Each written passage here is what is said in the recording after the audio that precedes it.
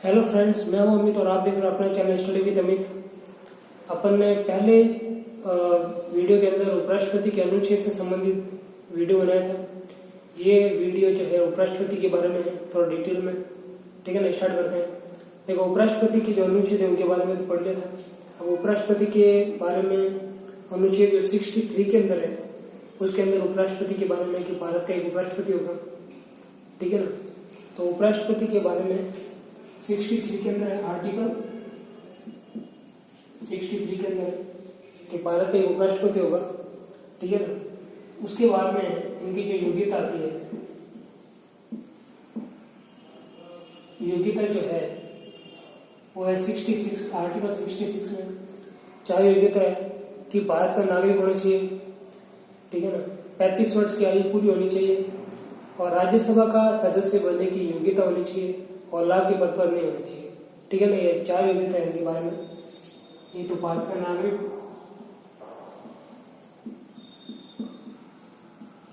ठीक है ना, 35 वर्ष की आयु होनी चाहिए। देखो, 35 वर्ष की आयु जो है वो राष्ट्रपति, उपराष्ट्रपति और राज्यपाल तीनों के लिए सेम। ठीक है ना, 35 वर्ष की आयु होनी चाहिए। और राज्यसभा का सदस्य बनने की योग्यता होनी चाहिए और लाभ का जो पद है उस पर नहीं होना चाहिए। ठीक है ना, लाभ के पद पर नहीं होना चाहिए। ठीक है, ये बेसिक सी लाभ के पद पर नहीं होना चाहिए। ठीक है ना, ये 4 पॉइंट है ये इनकी योग्यता के बारे में। ठीक है ना, कभी कभी क्वेश्चन रेलवे के अंदर डायरेक्ट ये पूछ लेता है, ये और ये 2 इंपॉर्टेंट है। ठीक है ना, 35 वर्ष की आयु होनी चाहिए और राज्यसभा का सदस्य बनने की योग्यता होनी चाहिए। ठीक है ना, फिर इनके निर्वाचक मंडल की बात आती है। निर्वाचक मंडल जो है, ठीक है ना, इनका जो निर्वाचन होता है उपराष्ट्रपति और कैसे होता है, तो संसद के जो सभी सदस्य हैं जिनके अंदर निर्वाचित और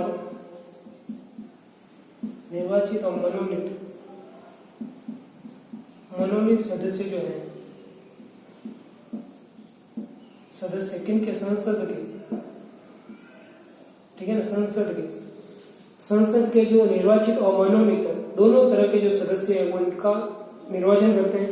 ठीक है ना, और जो निर्वाचन के अंदर वही विधि यूज करते हैं जो राष्ट्रपति के लिए आनुपातिक एकल संकरणीय आनुपातिक गुप्त मतदान प्रणाली, ठीक है ना, उसके द्वारा इनका चुनाव किया जाता है, निर्वाचन होता है इनका। और इनमें जो प्रस्तावक और अनुमोदक की जो संख्या है, प्रस्तावक और अनुमोदक इनकी संख्या कितनी होती है, 20-20। जबकि राष्ट्रपति के लिए 50-50 है और इनकी है 20-20 होता है। ठीक है ना, सदस्य प्रस्तावक और अनुमोदक की जो संख्या 20-20 होती है। ठीक है ना, और बात करते हैं तो जमानत राशि वही 15,000 रुपये होती है। 1/6 मत प्राप्त नहीं करने पर जब्त हो जाती है। हालांकि ऐसे क्वेश्चन पूछे नहीं जाते। ठीक है ना, कभी कभी ये प्रस्तावक और अनुमोदक है 20-20 होते हैं, ये पूछ लेते हैं। और निर्वाचक मंडल है जिनमें संसद के दोनों तरह के सदस्य, ठीक है ना, भाग लेते हैं, निर्वाचित और मनोनीत दोनों तरह के। अब देखो, उपराष्ट्रपति के जो शपथ के प्रारूप के बारे में जो 69 के अंदर है, इनको शपथ जो है वो राष्ट्रपति के द्वारा दिलवाई जाती है। राष्ट्रपति के द्वारा, वो भी संविधान के प्रति निष्ठा की शपथ। ठीक है ना, संविधान के प्रति, ठीक है ना, संविधान के प्रति निष्ठा की शपथ दिलवाई जाती है राष्ट्रपति के द्वारा। जो शपथ का प्रारूप है वो 69 के अंदर है। ठीक है ना, इनके कार्यकाल की अगर बात करें, कार्यकाल इनका होता है 5 वर्ष का। ठीक है ना, अगर 5 वर्ष से पूर्व अगर इनका पद जो है वो अगर रिक्त हो जाए, खाली हो जाता है, तो इलेक्शन, ठीक है ना, यथाशीघ्र करवाए जाते हैं, वो भी पूरे 5 वर्ष के लिए। ठीक है ना, इनके जो इलेक्शन होते हैं राष्ट्रपति, उपराष्ट्रपति, इनके जो चुनाव होते हैं वो हमेशा पूरे 5 वर्ष के लिए ही करवाए जाते हैं। ठीक है ना, तो ये जो नॉर्मल बेसिक से क्वेश्चन है, वैसे उपराष्ट्रपति इतना ज्यादा इंपॉर्टेंट नहीं है। राष्ट्रपति से क्वेश्चन आते हैं, उपराष्ट्रपति से कम ही आते हैं, लेकिन फिर भी थोड़ा सा बेसिक्स है वो पढ़ लेता है। भाई नेक्स्ट पढ़ता है राष्ट्रपति, उपराष्ट्रपति को कैसे हटाया जाता है। देखो नेक्स्ट है उपराष्ट्रपति को हटाते कैसे। देखो उपराष्ट्रपति को हटाने की विधि क्या है कि सबसे पहले प्रस्ताव है वो राज्यसभा में जाता है। क्यों? क्योंकि जो उपराष्ट्रपति होता है वो राज्यसभा का क्या होता है, प्रदेश सभापति होता है। राज्यसभा का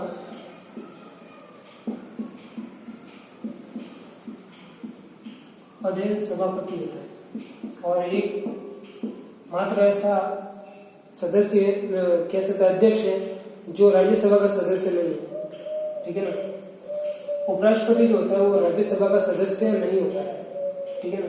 और उपराष्ट्रपति को जो वेतन मिलता है, वेतन वो भी राज्यसभा के सभापति के रूप में मिलता है। कभी भी उनको उपराष्ट्रपति के रूप में वेतन प्राप्त नहीं होता है, हमेशा राज्यसभा के प्रदेश सभापति के रूप में उनको वेतन दिया जाता है, ठीक है ना।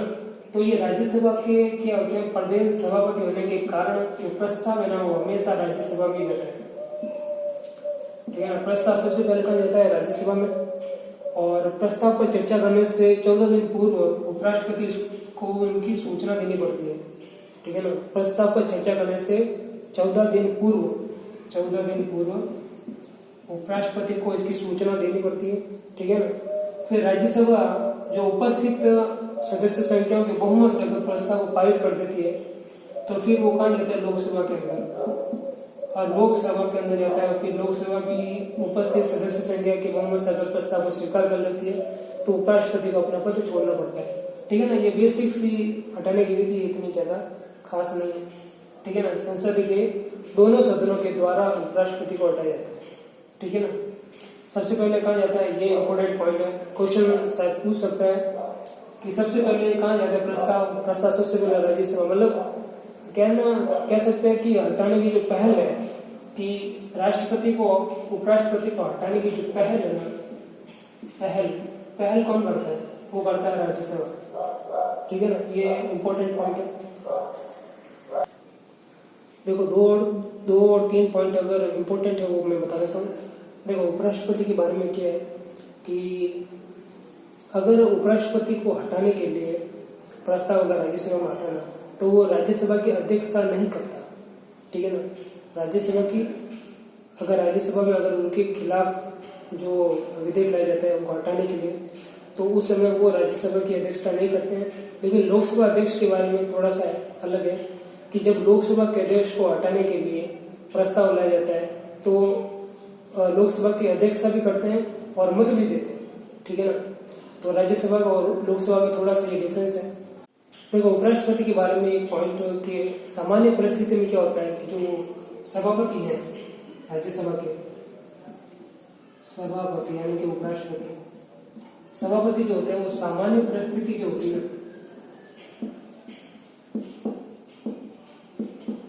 सामान्य परिस्थितियों में मत नहीं देते, लेकिन अगर पक्ष और विपक्ष इनके जो मत होते हैं अगर वो बराबर हो जाते हैं, पक्ष और विपक्ष के मत अगर बराबर हो जाते हैं तो जो उपराष्ट्रपति यानी कि जो सभापति है जो राज्यसभा का सदस्य नहीं होते हुए भी एक निर्णायक मत देता है, निर्णायक मत देता है, ठीक है ना।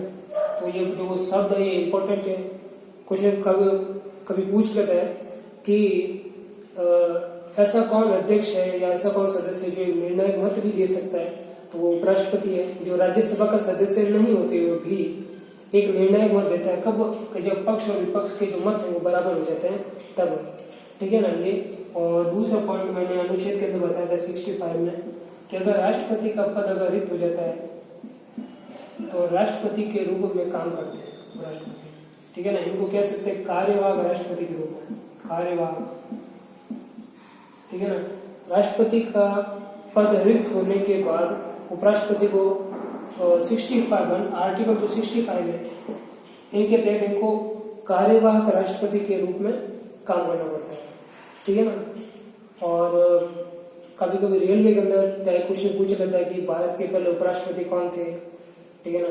तो डॉक्टर सर्वपल्ली राधाकृष्णन जो है वो, ठीक है ना, वो 2 बार चुने गए थे, मतलब 10 साल का उनका कार्यकाल रहा था, ठीक है ना। तो ये उपराष्ट्रपति के बारे में जो बेसिक्स है वो अपन ने रीड कर लिया। आपको ये वीडियो कैसा लगा कमेंट जरूर करना। Okay, thank you.